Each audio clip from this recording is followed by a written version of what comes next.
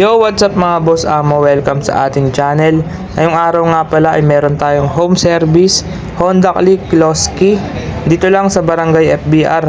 Around SJDM Bulacan lang to mga boss. Kaya medyo malapit-lapit lang.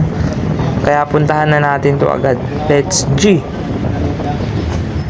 Eto na nga mga boss amo yung ating gagawing unit. Yan, nawala po yung susi neto. Tapos nakalock po yung ating yung motor punto.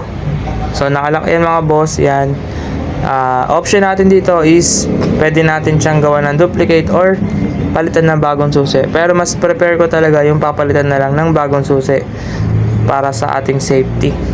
Yan mga boss amo, binaklas ko na po siya. Yan. Yan mga boss, nakatanggal na yung lahat ng kaha kasi medyo matrabaho to.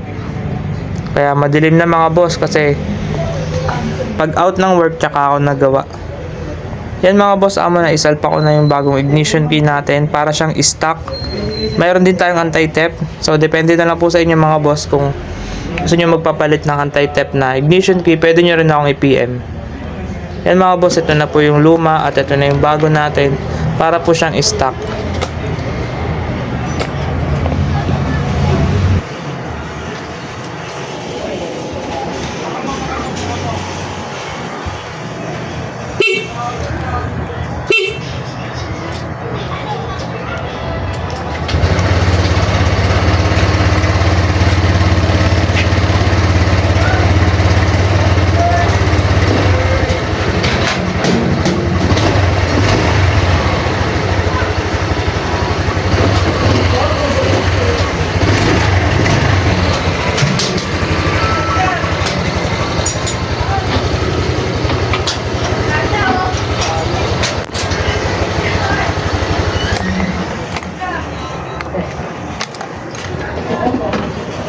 Yan mga boss, try natin. So parang stock din yan mga boss. Automatic siya naglalak kapag inalis natin po yung susi. Parang stock po yan mga boss amo. Then meron din po siyang yan, shutter key.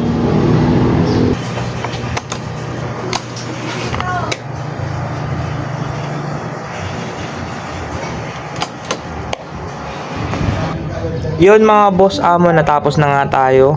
Yan o, naibalik na natin lahat ng pairings niya.